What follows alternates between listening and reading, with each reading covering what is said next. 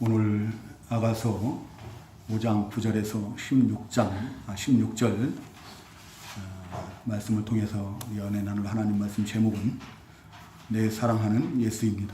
내 사랑하는 예수.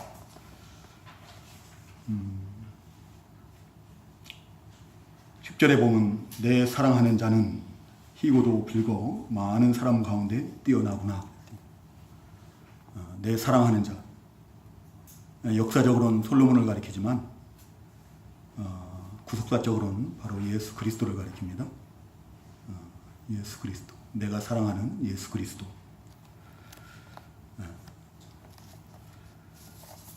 이제 우리가 성탄절이 얼마 안 남았죠? 오늘도 오다 보니까 성탄 찬송이 나오죠. 극동방송에서 노엘 하면서 성탄 찬송이 나오는데요.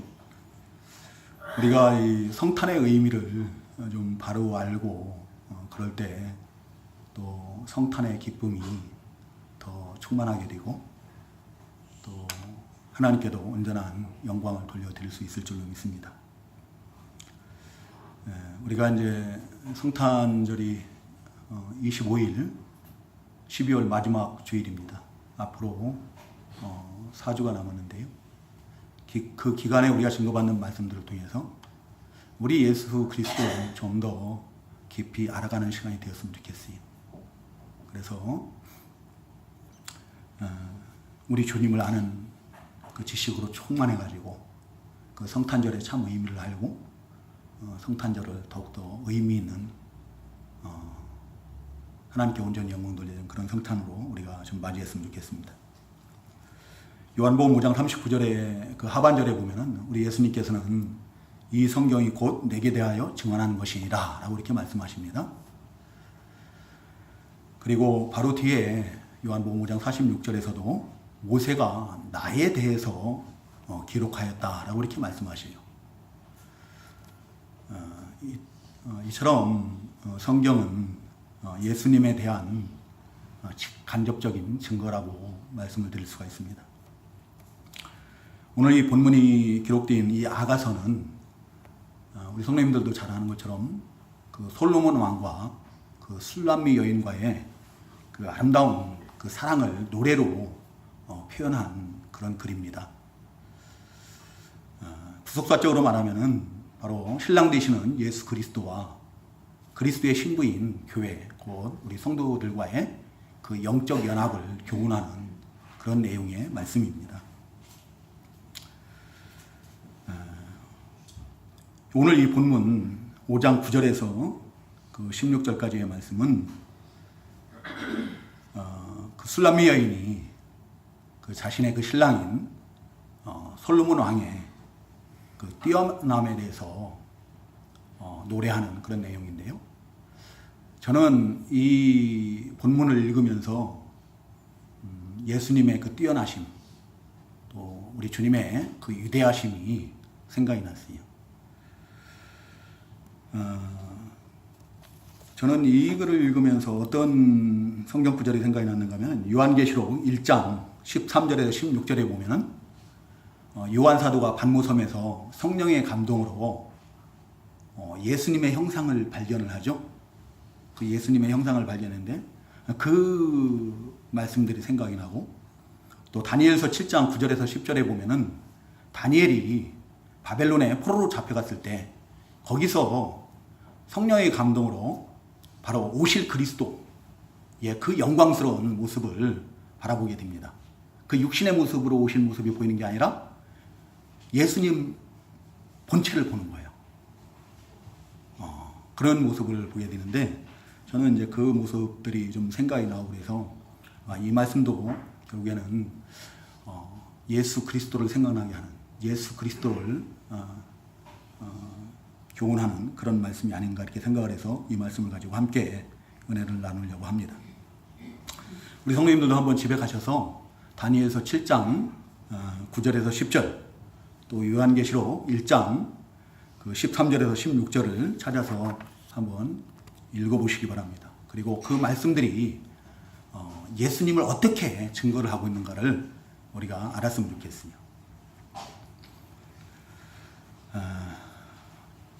오늘 이 본문 말씀을 통해서 그 술람미 여인이 그 솔로몬을 사모하고 그래서 그 뛰어남을 노래하고 그런 것처럼 이 자리에 계신 우리 성도님들도 이 주시는 말씀을 통해서 예수님을 더 사랑하고 사모하는 그런 마음이 충만한 그런 은혜의 시간 되기를 주님의 이름으로 축원합니다. 9절에 보면은 예루살렘 여인들이 질문을 합니다. 9절 한번 다 같이 읽어보겠습니다. 9절 다 같이 읽어보겠습니다. 같이 읽습니다. 시작. 여자들 가운데 어여쁜 자, 너의 사랑하는 자가 남의 사랑하는 자보다 나은 것이 무엇인가? 너의 사랑하는 자가 남의 사랑하는 자보다 나은 것이 무엇이기에 이같이 우리에게 부탁하는가? 예루살렘 여자들이 지금 술람미 여인에게 말하는 거예요. 예루살렘 모든 여자들은 솔로몬을 모르는 사람이 아무도 없죠. 솔로몬을 다 알아요. 솔로몬은 그 나라의 왕이니까 모르는 사람이 없죠. 근데 그 솔로몬에게 사랑을 받는 그 술람미 여인에게 네가 사랑하는 그 솔로몬이 다른 사람이 사랑하는 다른 사람보다 더 나은 것이 무엇이냐라고 이렇게 질문하는 거예요.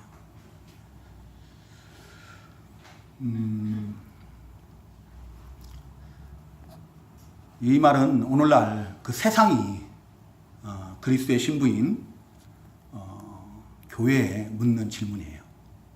교회에 우리에게 묻는, 성도들에게 묻는 질문이다. 오늘날도 주님을 알지 못하는 자들, 또 바로 알지 못하는 자들은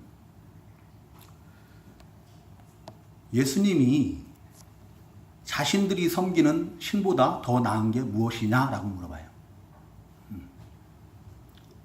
자기들이 믿는 그 종교보다 우리가 믿는 이 기독교가 나은 것이 무엇이냐라고 물어보거든요. 그리고 아예 예수님을 알지 못하는 자들은 그냥 예수님을 훌륭한 사람으로만 이렇게 생각을 하죠. 우리가 얼마 전에도 증거를 받았죠. 우리 주님께서 제자들에게 너희는 나를 누구라 하느냐 할 때 세상 사람들은 예수님을 그냥 훌륭한 인격을 가진 그런 소유자라고 이렇게 생각해요. 인격을 소유한 그런 훌륭한 뛰어난 사람이라고 생각하죠. 도덕적으로, 윤리적으로 다른 사람들보다 좀 더 뛰어나신 분이다 라고 정도로만 생각을 해요. 그래서 석가나 공자나 소크라테스와 함께 4대 성인 중에 한 사람이다 라고 이렇게만 생각을 하는 거예요. 더 나을 게 없는 거예요. 그냥 그 사람들하고 똑같은 사람이라고 생각을 하는 거죠. 그런데 우리는 그렇게 여기지 않죠. 그래서 우리는 그래도 예수를 믿어야 구원을 받습니다 라고 그 사람들에게 얘기를 해요. 그럼 그 사람들이 뭐라고 합니까? 좋아합니까? 안 좋아하죠? 화를 내요. 화를 내고 비아냥거립니다.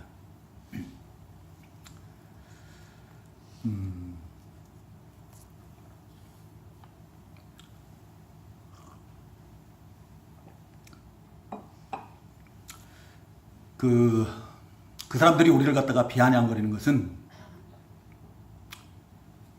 우리가 연약하기 때문에 그래요. 우리가 부족하기 때문에. 우리가 정말로 믿음에 굳게 서가지고 우리의 인격이 예수 그리스도를 닮고 그랬으면 그렇게 못하죠. 정말로 우리가 날마다 주 안에서 거함으로 해서 주님의 능력을 힘입어서 이 세상에서 승리하는 그런 삶을 살고 있다면 그 사람들이 그렇게 얘기를 못하거든요. 근데 우리가 너무 부족하니까, 우리가 너무나 연약하니까 그런 것을 들어서 어떻게 합니까? 우리를 비방을 하고 조롱도 하고 멸시도 하고 그러는 거예요. 예수 믿어도 별일 없더라. 별 볼 일 없다라고 얘기하는 거죠. 내 주변에도 예수 믿는 사람이 많은데 우리만 또 못해 라고 하는 거예요. 우리만 또 못해. 아무 인격적으로 본이 되는 게 없는 거죠. 비방을 하는 거예요. 오히려 자신들보다 더 욕심도 많고 더 악하고 그러다고 그런 사람들 때문에 나는 예수 안 믿는다 라고까지도 하고 또 예수 믿으면 뭐 복 받는다더니 예수 믿는 사람들이 왜 그렇게 아프기도 하고 왜 그렇게 가난하고 뭐 그러냐고 그러는 거죠. 난 예수 안 믿어도 더 잘 살고 더 부유하고 더 출세하고 있다고. 그러면서 너희가 믿는 예수가 우리가 믿는 신보다 더 나은 게 뭐냐라고 질문하는 거예요. 너희가 믿는 그 기독교가 자신들이 믿는 불교나 또 가톨릭이나 이슬람이나 이런 것보다 더 나은 게 뭐냐라고. 심지어는 무속신앙을 믿는 사람들도 그런 얘기를 해요.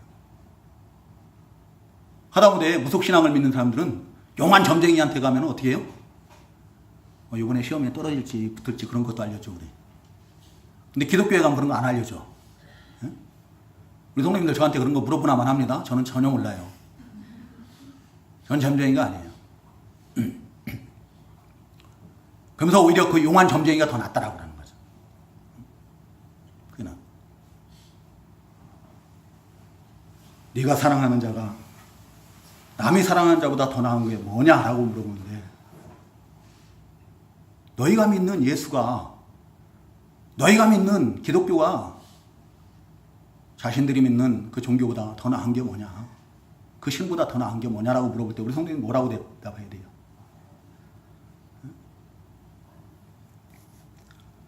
누구에게 물어봐야 대답을 잘할 수 있으려나? 현선이한테 물어봐야 되나?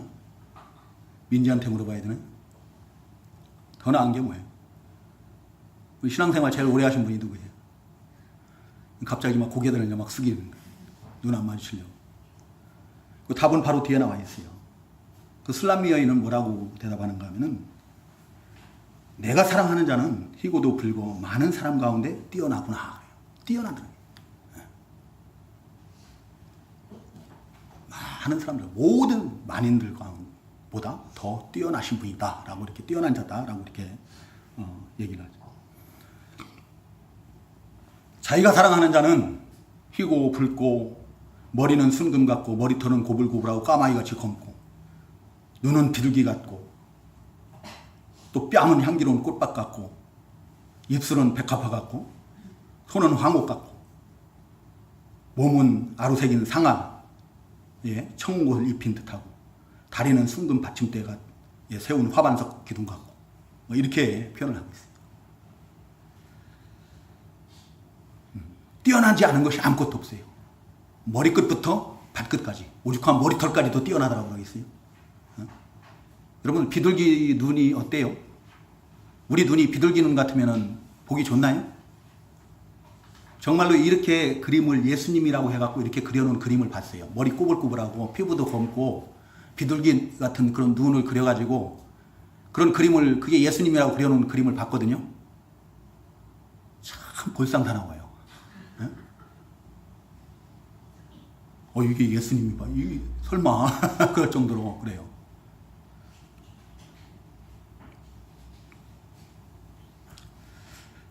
어찌됐든 하여튼 술람미 여인은 자기가 사랑하는 연모하는 그 솔로몬을 이렇게 뛰어난 자라고 노래를 했어요. 아마도 솔로몬은 외적으로 다른 사람들이 정말 흠모할 만한 것이 많은 그런 뛰어난 자였을 겁니다. 그렇지만 오늘날 우리가 섬기는 우리 예수님은 그렇게 외적으로는 뛰어난 것이 없는 분이에요. 육신적으로 볼 때 우리가 인간적 측면에서 보면은 뛰어난 것이 전혀 없으신 분이에요. 그래서 이사야 53장 2절에 보면은 이사야 선지자가 뭐라고 증가합니까? 그는 주 앞에서 자라나기를 연한 순과 같고 마른 땅에서 나온 요즘 성경은 뿌리라고 그랬죠. 마른 땅에서 나온 줄기 같다고 그랬어요. 고운 모양도 없고 풍채도 없은즉 우리가 보기에 흠모할 만한 아름다운 것이 없도다. 그래서 사람들에게 멸시를 받고 실어버린 바디요. 요즘 성경으로는 버림바디였다라고 그러죠. 아무도 그 예수님을 귀히 여기지 아니했다라고 해요. 우리 주님께서 이 세상에 오셨을 때 정말로 그 시대에 왕이나 제사장이나 서기관이나 이런 사람들만 못했지요. 가난한 목수의 가정에서 태어나셨고 그 나사렛이라는 시골 그 작은 마을에서 자라나셨고 사역을 하실 때쯤에서 보면은 예수님은 가진 것이 아무것도 없었어요. 그래서 마태복음 8장 20절에 보면 여우도 굴이 있고 공중에 새도 거처가 있지만 인자는 머리 둘 곳이 없다라고 이렇게 말씀하시죠. 집 한 채가 없는 거예요. 그래서 사역을 시작하셨을 때 예수님을 아는 자들에게 어떻게 합니까? 멸시를 당해요. 외면당하고 멸시를 당하고 그러죠. 외적으로는 우리의 신랑 되신 예수 그리스도는 뛰어난 것이 없어 보여요. 그럼에도 불구하고 지금 2000년이 이렇게 흘렀지만 지금 많은 사람들이 그 예수 그리스도를 믿고 예수 그리스도를 사랑하고 경배하는 이유는 우리 주님의 그 외적인 면 때문에 그런 게 아니라 그 내적인 그 아름다움, 뛰어남 때문에 그런 거죠. 그 내적인 뛰어남은 바로 사역을 통해서 모든 것이 다 드러나요. 우리가 지난주에도 증거를 받았지만 우리 주님은 전지하신 근본 하나님이시다. 그랬죠? 우리의 마음의 생각까지도 다 살피시고 아시는 주님이시다. 알지 못하는 것이 하나도 없어요. 지금도 우리의 모든 기도를 다 들으시고 아시는 그런 주님이시다. 우리의 모든 처지와 형편을 다 살피시고 아시고 또 우리의 모든 필요도 아시는 그런 주님이세요. 전능하신 주님이세요. 여러분들 중풍병자가 오늘날 의술으로도 완전 치유는 거의 불가능해요. 그렇죠? 근데 예수님의 말씀 한마디로 그 중풍병자가 죄사함을 받으면 물론이고 벌떡 일어나서 자기가 들려온 그 상을 메고 걸어가는 것을 볼 수가 있습니다. 오병이어의 이적을 행하시고 죽은 자를 살리시고 그런 능치 못한 일이 없으신 전능하신 그런 주님이십니다. 우리 주님은 사랑에 뛰어나신 분이에요. 사랑이 많으셔서 자기 목숨을 우리 죄를 위해서 대속물로 내어주신 그런 사랑의 주님이시고 지금도 우리가 우리 주님을 사랑하는 이유는 우리 주님의 그 사랑을 우리가 받았기 때문이에요. 우리 주님의 그 희생을, 우리를 위한 희생을 우리가 알기 때문에 우리 주님께서 우리를 먼저 사랑하셨기 때문에 오늘날 우리도 우리 주님을 사랑하는 줄로 믿습니다. 우리 주님의 그 뛰어나심은 그 사역 가운데 다 드러나십니다. 그 이스라엘 백성들이 존경했던 믿음의 사람들이 많이 있습니다. 믿음의 조상들이 얼마나 많아요. 우리가 잘 아는 아브라함. 아브라함은 믿음이 상징이에요. 그렇죠? 그래서 믿음의 조상이라고 해요. 욥은 인내. 그렇죠? 모세는 지상의 모든 사람보다 온유가 승한 자였어요. 온유한 자였어요. 그렇게 각 사람마다 하나님의 사람들마다 그런 다른 사람들보다 더 뛰어난 면들이 있었는데 우리 주님은 그들의 모든 것을 뛰어난 것을 다 소유하고 계신 분이었어요. 그래서 어떤 선지자도 어떤 왕도 어떤 제사장도 예수 그리스도보다 더 사역을 뛰어나게 하신 분은 아무도 없다. 우리 주님의 뛰어나심은 십자가에서 확증되는 거예요. 인간적 관점에서 보면 예수님은 사역도 실패하신 것 같아요. 왜 실패한 것 같아요?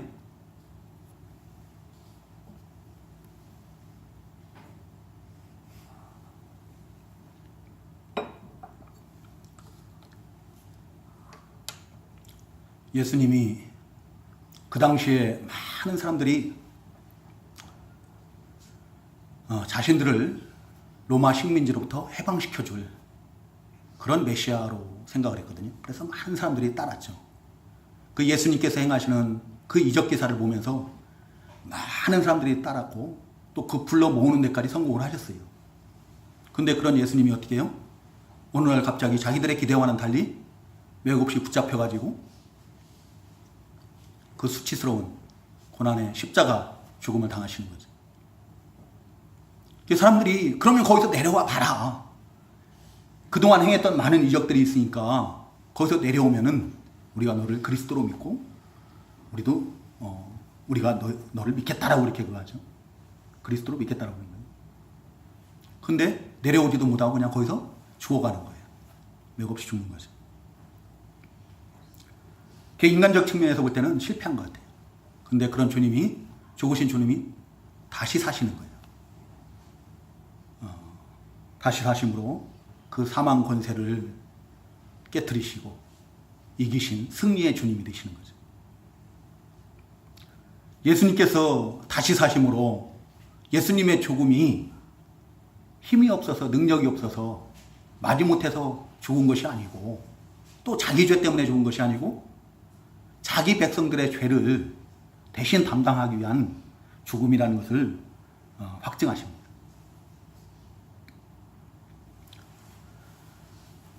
그래서 모든 믿는 자들에게 부활의 보증이 되시고 부활을 소망할 수 있게 하시는 거예요. 예수님께서 이렇게 그 사역을 통해서 모든 뛰어나심을 나타내시면 예수님이 죄 없으신 하나님의 아들, 근본 하나님이시기 때문에 죄가 있었다면 이것은 불가능한 거예요. 예수님께서 죄가 있었다면 부활은 없는 거죠. 그렇죠? 부활을 할 수가 없어요. 근데 영생의 부활을 하심으로 예수님이 죄 없으심을 우리가 알 수가 있고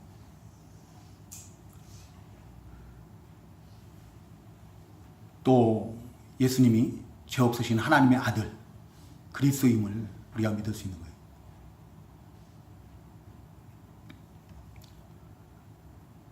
예수님께서 이렇게 하나님의 아들이시기 때문에 죄 없으신 하나님의 아들이시기 때문에 바로 우리 죄를 대신할 수 있는 거예요. 죄인은 대신할 수가 없습니다.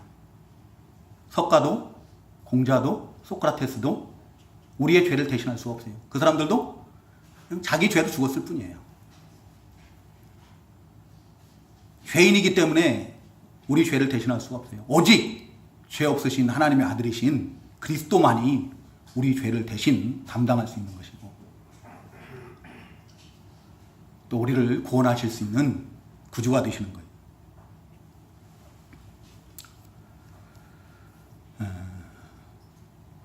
그래서 성경은 그 사도행전 4장 12절에 보면은 다른 이로서는 구원을 받을 수 없나니 천하 사람들 중에 구원받을 만한 다른 이름을 우리에게 주신 일이 없음이라 그랬어요. 없다라. 오직 예수 그리스도로만 우리가 죄사함을 받을 수 있고 구원 영생을 얻을 수 있는 줄로 믿습니다. 우리 주님께서 친히 말씀하시는 거예요. 요한복음 14장 6절에서 뭐라고 말씀하세요? 내가 곧 길이요 진리요 생명이니 나로 말미암지 않고는 아버지께로 올 자가 없느니라. 주 예수를 믿어야 돼요. 예수 그리스도 외에는 답이 없어요. 석가가 그 가르침이 매우 고상한가 봐요.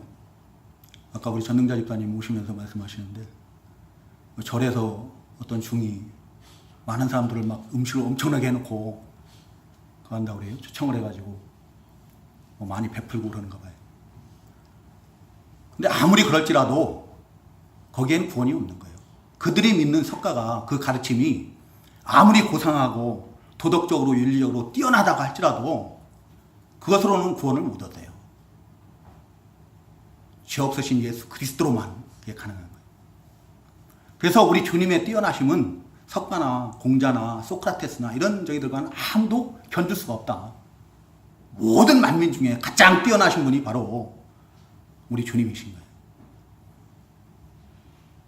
그 주님께서 지금도 우리의 모든 것을 다 아시는 줄로 믿습니다. 전지하시는 근본 하나님이세요. 모든 것을 행하실 수 있는 그런 전능하신 하나님이십니다. 이제 그 뛰어나신 하나님에 대해서 주님에 대해서 그 뒤에 보면 16절에 보면은 이제 술람미 여인은 이제 역사적으로 솔로몬에 대해서 얘기하는 거죠. 그 전체가 사랑스럽구나라고 해요. 그 전체가 사랑스럽다. 자기가 사랑하고 연모하는 그 솔로몬이 머리끝부터 발끝까지 사랑스럽지 않은 게 아무것도 없는 거예요. 다 사랑스러워요. 사랑에 빠지고 사랑에 눈이 멀면은 그 사람의 모든 것이 다 사랑스러운 게 맞아요? 그렇다고 그러는데 우리 어린 학생들은 고개 끄덕끄덕 안 하는 거 보니까 사랑을 아직 안 해봤는가 봐요. 네? 사랑을 해본 사람들은 알겠죠. 우리 부모님들, 우리나라 부모님들을 보면은 알죠. 자기 자식들 보면은 안 이쁜 게 하나도 없죠. 다 사랑스럽고 그리고 내 애가 치고 뛰어난 것 같아요. 그 부모 말만 들으면은 어릴 때는 천재 아닌 아이가 아무도 없어요. 다 뛰어난 아이들 같아요. 사랑에 빠지면 사랑에 눈이 멀면은 모든 것이 다 사랑스러워 보이고 또 그 사람의 모든 것이 다 좋아 보이고 그 앞에도 보면은 15절 맨 끝에 보면은 백향목처럼 생김새는 그 솔로몬의 생김새가 레바논 같으며 백향목처럼 보기 좋고 그래요. 다 보기 좋은 거예요. 그냥. 솔로몬의 모든 것이 다 보기 좋아. 머리끝부터 발끝까지. 난 머리털을 가지고도 사랑스럽다고 하고 보기 좋다고 하고 그런 거 뛰어나다고 하고 그러는 거 보면 우리 성도님들 그 혹시 가정에 가셔서 그 남편들 아내분들을 이렇게 사랑해 보시기 바랍니다. 그러면 다 사랑받을 것 같아요. 이렇게 사랑해 보신 적 있어요? 그 술람미 여인처럼 이렇게 아유 당신은 어떻게 이렇게 입술도 뺨도 뭐 머리털 막 발도 몸통도 맨날 배 나왔다고 그냥 타박이나 그러지 않아요?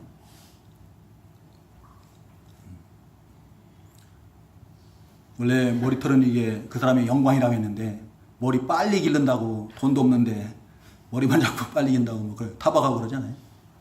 우리나라 사람들 그런 게 좀 많아요.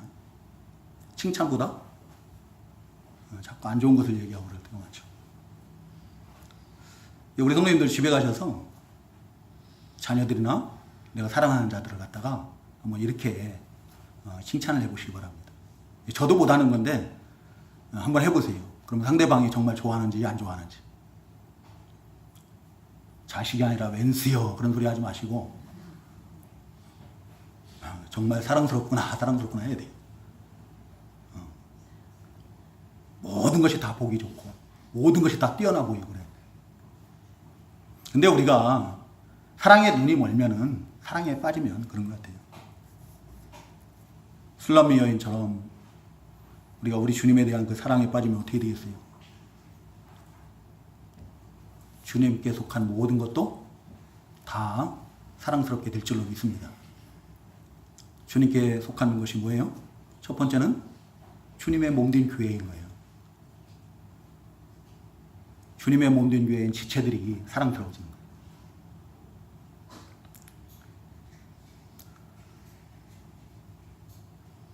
우리 성도님들 한번 옆에 보시기 바랍니다. 우리가 다 주님의 몸이고 각 사람은 지체라고 했어요. 그 지체들이 이렇게 사랑스러워 보이는지 그렇지 않다고 하면 우리에게 문제가 있는 거예요. 내 자신에게 문제가 있는 거예요. 상대방이 안 꾸며서 비기 싫어서 그런 게 아니라 내 마음이 잘못된 거예요. 다른 사람이 못나서 그렇다고 생각하지 마세요. 내가 아직 우리 주님을 사랑하는 마음이 그만큼 충만치 못한 거예요. 내가 우리 주님을 사랑하는 마음이 충만하다고 하면은 내가 우리 주님께 그 사랑으로 눈멀면은 주님의 몸된 교회 그 지체인 그 믿음의 형제들의 모든 것이 다 사랑스러울 줄로 믿습니다. 정죄할 틈이 어디 있어요? 사랑하기도 바쁜데 미워할 시간이 어디 있어요? 또 하나님께서 주신 그 기업, 우리에게 하나님께서 주신 기업이 뭐가 있어요? 가정이에요, 가정. 하나님께서 줄로 재어준 기업이에요, 가정이. 그 가정이 너무나 소중한 거예요. 그 가정에 사랑하는 가족들, 부모님, 자녀들, 형제, 자매 다 너무 사랑스러운 거예요. 그렇죠? 그리고 하나님께서 우리에게 또 기업으로 주신 게 뭐가 있어요? 주님께 속한 건 일터도 하나님께서 우리에게 주신 거거든요. 그 일터가 너무나 사랑스러운 거예요. 그래서 그 일터에서 일할 때도 어떻게 해요? 감사함으로 하고 눈가림으로 하지 않고 마치 주님 앞에 사는 것처럼 모든 일에 최선을 다하는 거예요. 그리고 그 일터에 같이 속한 그 공동체, 그 사람들이 다 귀해 보이고 사랑스럽고 그런 거예요.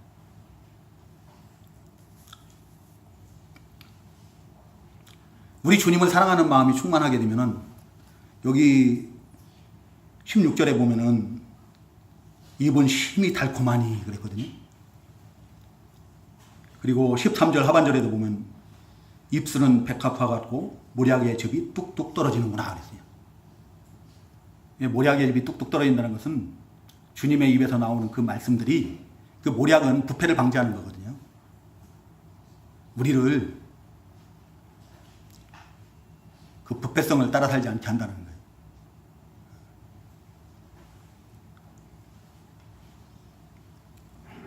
우리 육체의 부패성들을 다 깎고 다듬고 찔러 쪼개고 그래서 하나님의 사람들로 온전히 하는 그런 말씀, 그런 말씀들이 주님의 입에서 뚝뚝 떨어지는 거예요.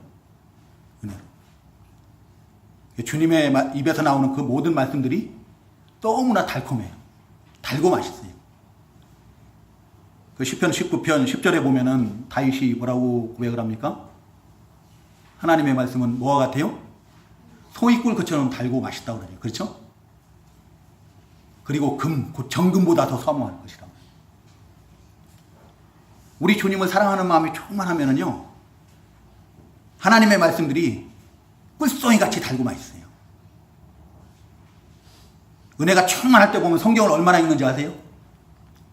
한 장을 읽고 나면 그 다음 장이 또 궁금해서 못 넣고, 그 다음 장이 또 궁금해서 못 넣고, 하도 읽는 거예요. 그러다 보면 어떤 사람들은 하루에 100장도 읽고 그래요. 네? 며칠이 안 됐는데 일독을 했다고요. 며칠이 안 됐는데. 하나님의 말씀이 그렇게 달고 맛있는 거예요. 그렇게 읽으면 눈이 피곤할 것 같죠? 안 피곤해요. 제 경험으로는 정말 깨알 같은 글씨가 어떻게 얼만큼 크게 보인다고요? 콩알만큼 크게 보여요. 달고 맛있어요. 그 말씀이 내게 힘이 되고 위로가 되고 내게 능력이 되는, 기쁨이 되고 즐거움이 돼요. 하나님의 말씀을 읽는데 시간 가는 줄 모르고 막 읽잖아요. 그럼 내 안에 뭐가 가득 채워집니다. 하나님의 능력인 거예요. 하나님이 주신 힘이에요. 모든 것을 다 알 수 있는 것 같아요.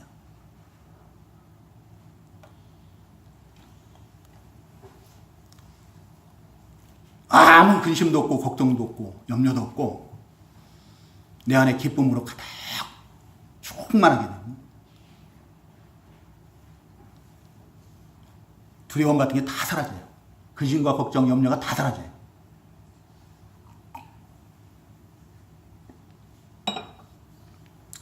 그래서 우리가 성탄절을 앞두고 우리 성도님들에게 숙제를 내주려고 해요. 그 숙제에 대해서는 예배 끝나고 광고 시간에 말씀드리도록 하겠습니다. 그리고 우리가 우리 주님을 사랑하는 마음이 충만하면은 우리 주님께서 우리에게 맡겨주신 그 직분이 너무 귀해요. 너무 귀해가지고 그 직분을 감당하는데 두렵고 떨리는 마음으로 막 즐거움으로 감사함으로 하게 돼요. 억지로 마지못해서 하지 않습니다. 두렵고 떨려요.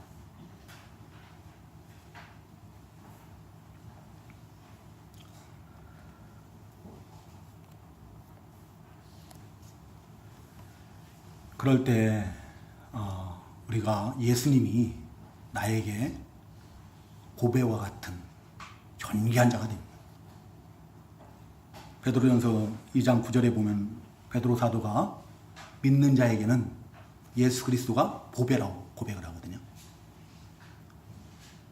우리 찬송가 제가 아까 88장을 불렀는데요.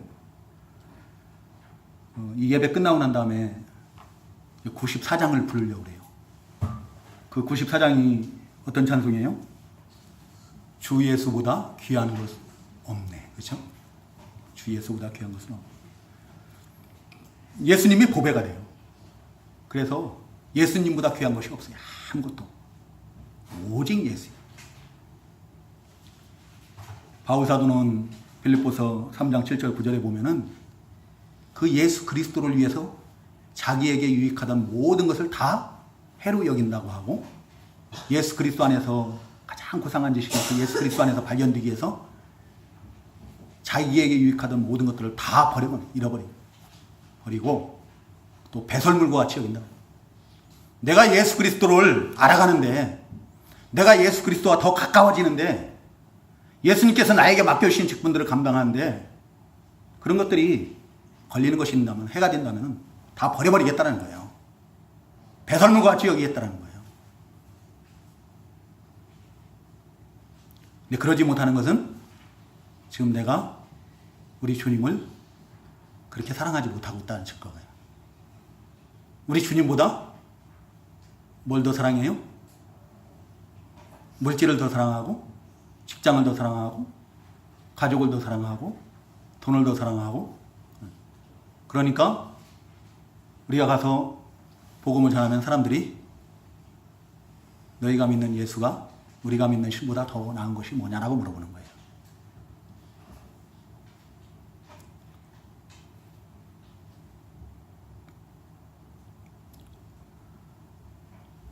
이 자리에 계신 우리 성도님들이 또 제가 술람미 여인과 같이 우리 주님을 사랑하는 마음이 충만할 때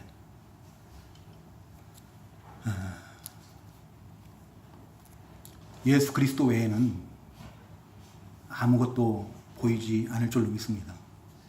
바울 사도는 고린도전서 2장에서 그렇게 증거를 하나요? 예수 그리스도의 십자가 외에는 자기는 아무것도 알지 않기로 작정하였노라 그러죠. 우리가 정말로 예수 그리스도를 사랑하는 마음이 충만하다고 하면은 예수님께서 나 때문에 그 십자가에서 그 수치스러운 그 참혹한 고난의 죽음을 당하신 것을 우리가 믿는다고 하면은 우리 주님을 사랑하지 않을 수가 없고, 또 우리 주님에 대한 사랑이 충만할 때 다른 것은 보이지 않은 거예요. 오직 예수님만 보이는 거죠. 예수님만 보이면은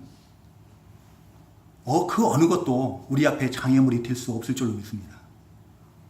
우리가 주님 앞에 나가는데, 우리 주님과 가까워지는데, 내가 예수 그리스도 안에 거하는 데 있어서 그 어떤 것도 장애물은 안 돼요. 예수 그리스도만 보여야 돼요. 그래서 내가 세상에 대해서 죽은 자가 되고, 죄에 대해서 죽은 자가 되고, 아무것도 거칠 것이 없는 자가 돼요. 예수님만으로 기뻐하고 즐거워하고 만족하고, 예수 그리스도 외에는 자랑할 것이 아무것도 없는 그런 자들이 됐습니다.